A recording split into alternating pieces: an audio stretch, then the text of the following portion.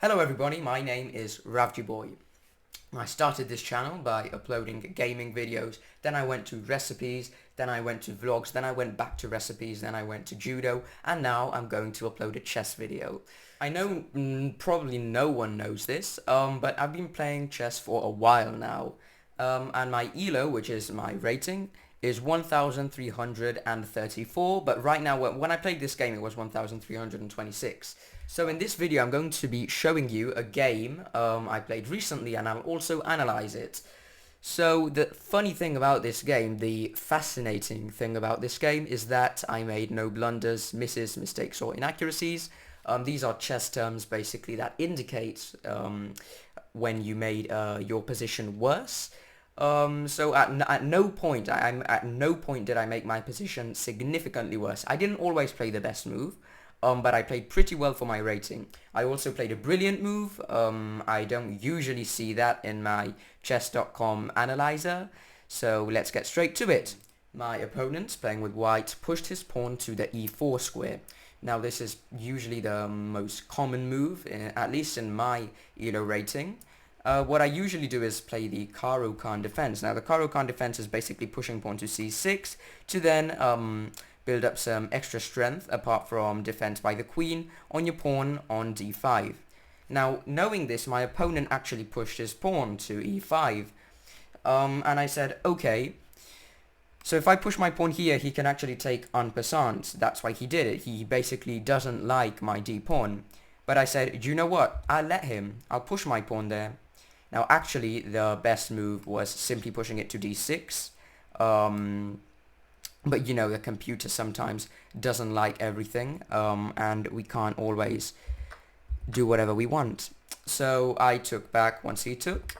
He pushed his pawn. He wanted to gain control of the center, but I didn't let him, for I developed my bishop to f5. Now he developed his knight to f3, which is a very good move. It's just a normal developing idea. So I did the same thing. I also developed my knight.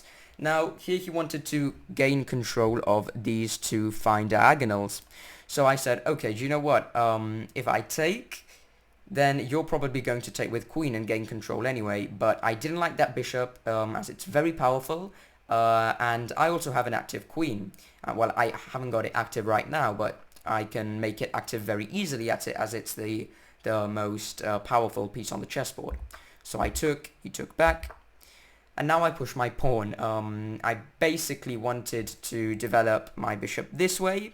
That was my first idea, but after he castled, I decided to play my bishop to move it to e7 instead. Now this is because I didn't want to expose myself to checks from the rook, right? So if I moved the bishop here, imagine I moved it here to the b4 square, then he could probably simply move his rook here and check and win a tempo.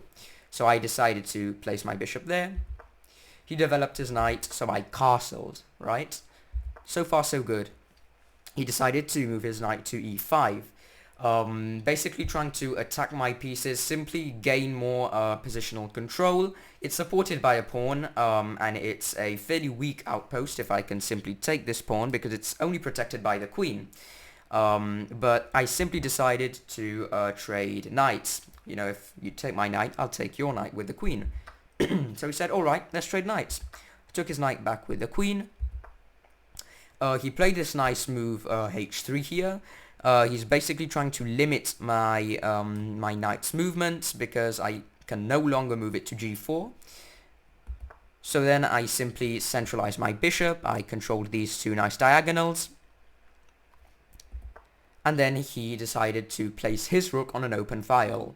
Therefore, I challenged it. I challenged his rook by placing my rook, and we actually had a rook trade.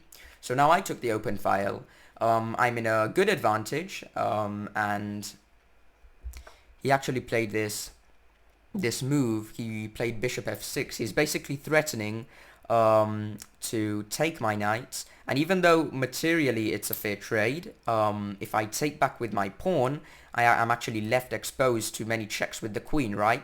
So I had two options. I could either defend my knight with another piece, or I could simply move it. So I decided to move it here, because if he takes with my knight, I can always take back.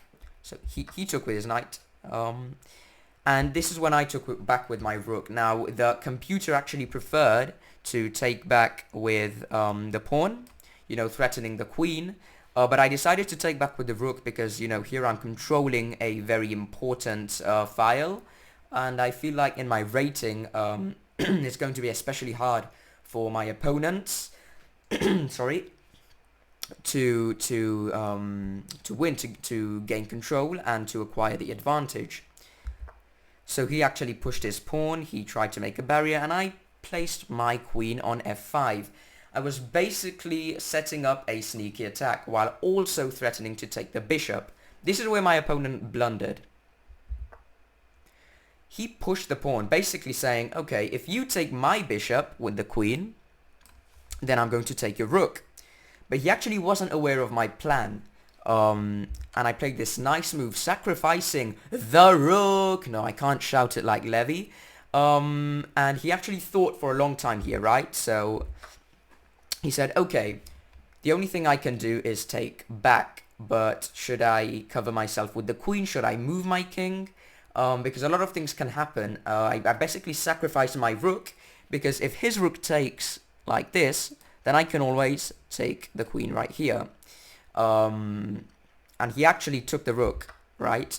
Because he thought, okay, well, if he takes my queen, which is what I did, then I can put my rook here, and it's magically not a checkmate because I can defend with my bishop. But then, this was his plan all along. He put this bishop here. He's basically trying to pin my bishop because I can't really move it. It would be an illegal move since I'd be exposing my king to a check by the rook. And I was in a very complicated position. There was only one move to save it, and I managed to find it. So I played this nice move, queen check. Queen check is basically, checks are always the most forcing move, so it's very important to have that in mind. I actually calculated this move since I sacrificed my queen, my rook back here. And when we got to this position, I said, okay, I'm going to check. And ladies and gentlemen, here comes the brilliant move. I sacrificed my queen by taking the bishop. It was the only move that worked if I didn't want to lose a significant material disadvantage. So he took my queen and I took with my bishop. And then it was just a very easy pawn endgame to win, basically. I actually had one more. No, I didn't have any more pawns than him. We were equal, but I did have a piece more. So he really tried to put pressure. He tried to move his king, but I just slowly but surely took his pawns. I did my best to keep it an even game. And I sacrificed my bishop here because if he simply takes the bishop, then I'm pushing this pawn, and no one can stop it before it queens. So I queened. He took my pawn, trying to have me pre-move, but I didn't pre-move, and I took his pawn back since I had 6 minutes on the clock, and he simply resigned because he's in a dead loss position and can no longer progress in his position. So that was the game. I hope you enjoyed it, and if you enjoy it, well, please subscribe. So yeah, see you later. Get out of here.